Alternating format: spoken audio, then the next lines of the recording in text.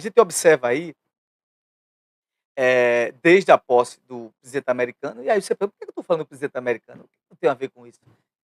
De fato, tem nada a ver com isso não, isso aí é lá, coisa e tal. E eu também concordo, eu também concordo.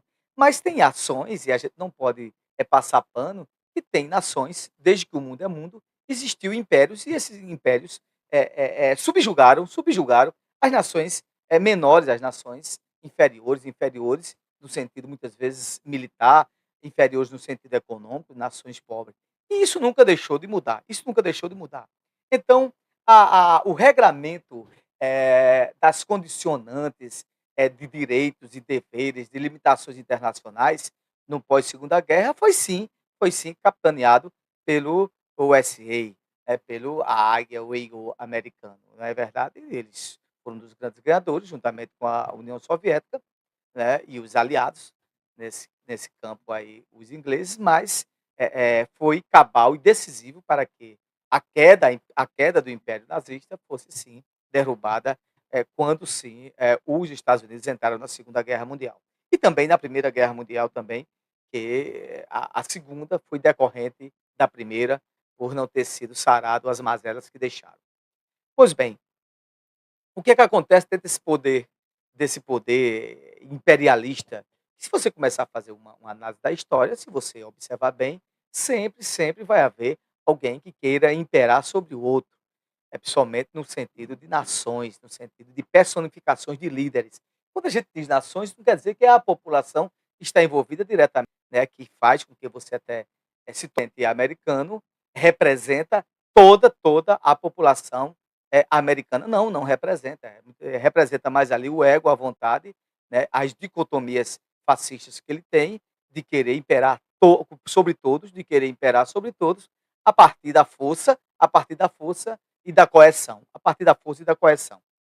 E o que a gente observa hoje, se você lê um pouquinho de história, você observa que esses impérios, toda vez que querem se impor demais a partir de força e a partir de estrangulamento econômico daqueles que mais precisam, começa aí a derrocada, começa aí a derrocada. É aí que os impérios acabam. Se você olhar o Império Persa, quando começou a querer invadir demais e tomar conta dos gregos, a partir daí começou a cair. Se a gente voltar e ir mais à frente um pouco, o Império Austro-Húngaro, né, acabou justamente na Primeira Guerra, porque queria tomar conta do mundo e tinha nações que eram subjugadas por ele. Se você andar mais um pouco, depois chegou, né, os alemães, a partir do rapaz lá do bigode, queria tomar conta do mundo e também caiu porque queria impor sua vontade de coerção, né, de subjugar os outros através da força também e dos estrangulamentos econômicos. Quando eu falo estrangulamento econômico, é a partir da fome do povo de outras nações, né, com uma teoria distorcida da realidade, achando que todos eles eram melhores e todos eram inferiores. E a gente agora culmina exatamente também com o Império Americano, que não significa dizer, eu repito, que é a população americana, mas estranhamente, de líderes que se acham que são os donos do mundo, né, e que são intocáveis e podem fazer o que quiser, e se você não aceitar, vai ser pela força e é dessa forma. Isso nunca funcionou, nunca irá funcionar, né, pode até ter um impacto para aqueles que são os lambibotas dele, pode até ter um impacto de curto e médio prazo, mas a longo prazo isso se acaba. Quando eu observo o Império Americano querendo impor taxação sobre todos os outros países, para querer sair do buraco econômico que eles mesmos, criaram, e a partir da força para que todo mundo, seja subjugado, para que lá esteja muito bem e as outras nações estejam na miserabilidade, que é isso que eles querem, a gente observa muito bem que aí começa a derrocada, porque é a partir, da arrogância, né, do princípio da arrogância, porque eu tenho força, eu tenho mais foguete, eu tenho mais armas, aqui eu posso fazer tudo. Então eu vou impor taxações, vou coibir, livre comércio de uma coisa mesmo que foi, deixar bem claro que todos os regramentos de condicionantes, de regramentos, de comércio, de livre comércio, de mundos multilaterais, de relações econômicas, de relações sociais, foi sim um pressuposto criado também pelos americanos, que naquela época incentivou até a criação da ONU. E isso muda totalmente a partir de um líder perturbado, a gente vê claramente, né, um líder que hoje está na cadeira da principal potência do mundo, que é os americanos, quer queira, quer não são, não é? e que toma decisões e que faz decisões de guerra, né, de decisões seguinte: "Você é do meu lado, se você é do meu lado eu vou exterminar você". E isso nunca deu certo, isso nunca dará certo. De primeiro impacto, pode ser até que aconteça alguma coisa, né, para acalmar aqueles que são radicais tanto como eles, mas no fim isso dá errado. E não o que estou dizendo, todos falam isso, porque essas teorias de taxação, na na grande recessão americana da década de 30 aconteceu a mesma coisa. Quando, o lastro econômico americano já estava na bancarrota, né, saiu uma decisão, tem até uma nomenclatura disso, que foi uma teoria que foi criada, eu esqueci até o nomezinho, nomezinho em inglês de lá, e foi de taxação sobre as outras nações. Quando começou a taxar demais, a inflação só fez aumentar. Por quê? Porque o mundo não se constrói sozinho, não se constrói sozinho. Para você ter uma ideia, eu vou agora dar um exemplo prático a você, dar um exemplo prático aí a você. Eu esqueci o nome do país, mas se eu não me engano fica na região da Ásia, daqui a pouco eu digo a vocês. Vê aí, Antony, para mim, que é o maior, produtor de baunilha, o maior produtor de baunilha do mundo. E essa baunilha, ela serve para sorvetes e tudo mais, né, na área gastronômica e tudo mais, e ela é exportada para os Estados Unidos. Aí, de repente, saiu Madagascar, muito bem, nosso técnico aqui vai nos ajudando. Madagascar. E de repente saiu de uma taxação, que eu não sei se a taxação era de 10 ou era de isenção, parecia que era de isenção para os Estados Unidos, para justamente agregar, sorvetes, a área gastronômica e tudo mais, para os Estados Unidos. Aí de repente ele pega, faz uma lista lá, como ele anunciou na quarta-feira, o presidente americano, e taxou, estou dando aqui um exemplo prático, a baunilha por 47%. 47%. Só que os Estados Unidos é totalmente dependente de baunilha, como os outros países, né.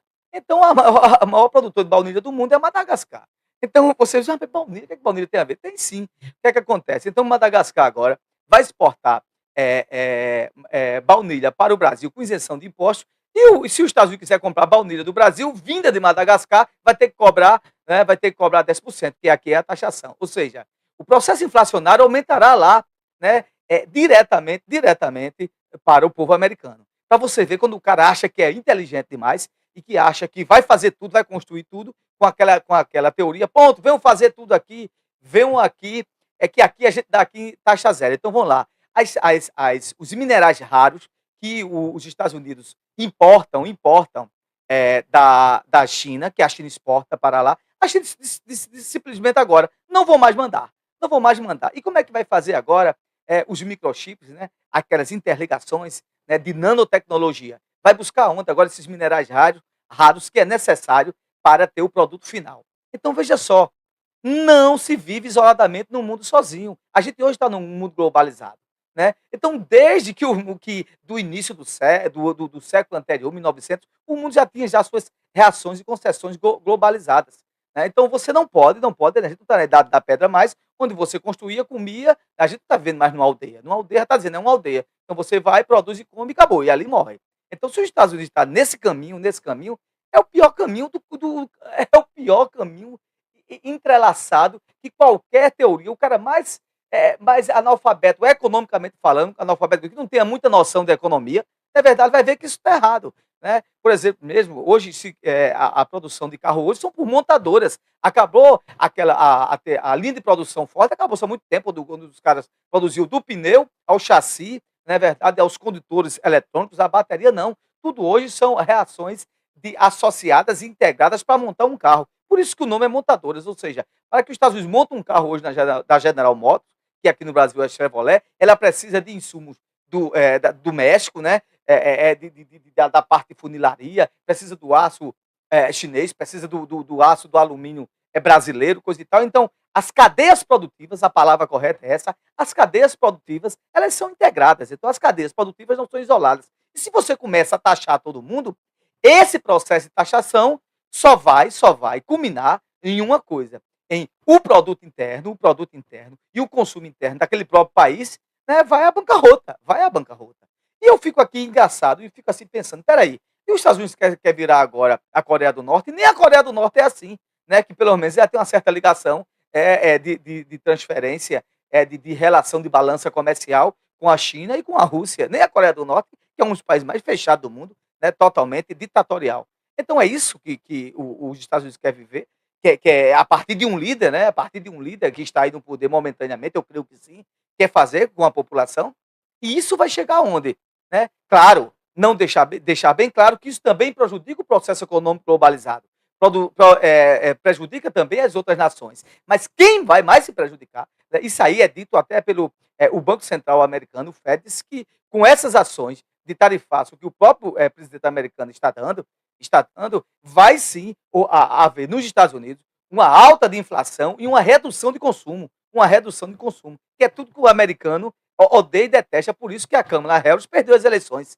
É porque a promessa de Trump era outra. E você pegar, não, vou pegar aqui uma indústria e vou agora, todo mundo agora vai agora produzir nos Estados Unidos, que é zero, e acabou. Não funciona assim. Porque muitas vezes a matéria-prima não é de lá. Então o mundo não pode viver mais isolado. O mundo não vive isolado. As cadeias econômicas, as cadeias produtivas, elas têm que estar integralizadas. E isso sim acarreta também problemas para o Brasil. E o que, é que o Brasil tem a ver com isso? Sim, a gente tem relação de comércio também. E a gente também tem que estar temeroso, porque dessas relações de cadeias econômicas, né, aquilo que a gente necessita como matéria-prima para ter um produto final brasileiro, pode ser um produto americano, pode ser um produto de outro país. Né, diz que agora as relações econômicas, União Europeia, China, coisa e tal, eles vão focar em outras áreas. Mas tem também, a gente tem que ter muito cuidado também com o desovar de todo o produto final aqui na China, porque também acaba também com a relação também da elaboração do produto, da cadeia produtiva brasileira também, para também não ficar estagnada. Então isso mexe com as economias mundiais,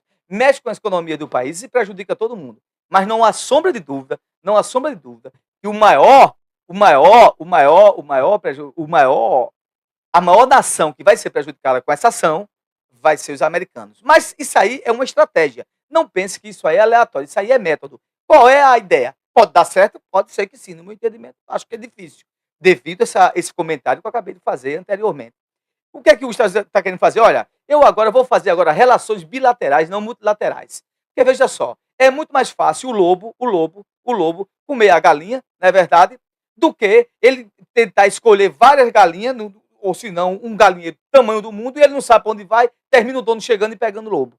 Então o que é que ele faz? É um dito popular. O que é que ele faz? Não, eu não quero mais relações bilaterais. Eu quero multilaterais. Eu quero uma relação bilateral. Eu com outro país, porque aí eu sou o lobo, eu posso muito bem subjugá-lo e dizer é dessa forma e acabou, porque eu sou mais forte e o mais forte é que ganha. Essa é a intenção, né? Essa é a intenção. Por isso que o Trump detesta a Organização Mundial do Comércio, detesta BRICS, detesta Mercosul. Não, ele não quer fazer isso. Ele sabe que se negociar com um país, ele comanda pelo poder que ele tem econômico e militar. Mas se ele for negociar com 5, 10 países, aí vai ter ali um núcleo de países com interesse só. E é muito mais difícil. Então é esse método, né? Isso é tudo uma metodologia, né? Dentro de um consenso aí terrível, dentro de um consenso fascistoide, que esse rapaz lá, o homem cor de laranja, o Donald Trump está criando agora. Então é isso que ele quer fazer, isso é um método, ele quer fazer sim que as nações fiquem em situações vulneráveis, não tenham, entende agora que as organizações, instituições não vão mais representar, então vou agora fazer negociação com o próprio governo americano, porque aí o governo americano vai chegar lá com as asas lá, as asas de então, eu mando em você. Você vai fazer dessa forma e acabou. Porque se você tiver através por trás de uma instituição, você vai ser muito mais forte. Então, qual é esse processo do método? Eu vou dividir para conquistar. Dividir para conquistar. Então, essa é a metodologia. Vai dar certo, no meu entendimento, dentro dessa circunstância de um mundo globalizado, onde se o cara começa a fazer isso demais, as pessoas começam a seguir e ver que esse parceiro não é muito confiável, observar outros parceiros mais fortes. Aí eu digo a você que se fosse durante a Guerra Fria, da década de 70, 80, poderia dar certo, porque todo mundo dependia dos Estados Unidos. Você vê que a China já retaliou, com taxas de 34%, o dólar disparou, né, as bolsas caíram, quem mais está sofrendo são as bolsas americanas, né, as bolsas mesmo de eletrônicas americanas chegaram a perder aí, se eu não me engano, 3,4 trilhões de dólares, um número super expressivo em um dia só. Isso sim quebra as cadeias econômicas, quebra também a confiabilidade do investidor. Né? E os países mais vulneráveis, países emergentes, sofrem mais. O Brasil não tem tanto poder de fogo assim, não há sombra de dúvida.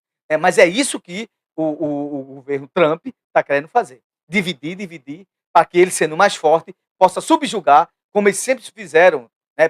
Porque American Fist, a América forte, a máquina primeiro, American Fist, essa coisa toda. Porque ele quer voltar aquela ideologia que durante a Guerra Fria os Estados Unidos comandava tudo, a Rússia comandava lá do outro lado, é quase uma Guerra Fria. Então aqui, quem não vem para aqui se acaba. Então você é obrigado a estar do meu lado. Mas só que hoje tem parceiros fortes. A China hoje detém sim o poder econômico mundial, né? A Rússia, apesar da guerra, também tem a Índia também. Então tem vários países hoje organizados economicamente. Haverá prejuízo, não há sombra de dúvida, porque nesse processo perde todo mundo. E você não pode deixar de constatar que sim, a América é um grande consumidor, é um grande consumidor. E as relações de commodities, relações de cadeias produtivas também passam por ela. Mas sim, claro e evidentemente, né, se a ideia era equilibrar para o povo americano a questão do Donald Trump, que ele falava politicamente de melhorar preço, diminuir a inflação, gerar mais emprego, eu entendo que esse caminho não vai não vai ser muito bom. Poss Possamos até dizer que possa ser até que meu comentário esteja errado, mas se você diz que a unanimidade é burra, digamos que possa dar certo daqui a longo prazo, 20, 30 anos, e o povo vai aguentar tanto tempo sofrendo, né, e a população americana já está sentindo na pele isso já está sentindo na pele já essa situação. Tanto é que até o Senado americano já está decidindo já que o governo americano, para impor certas tarifas, tem que passar pelo Congresso. E isso é uma proposta de um próprio aliado do Trump, que é um senador republicano. Então, quem viver verá, e o mundo está nessa bancarrota econômica e sofre todo mundo. Não é? Então, se dólar sobe, as cadeias produtivas sobem, a nossa margem de economia é global e de transações globais ainda em base de dólar, sofremos também.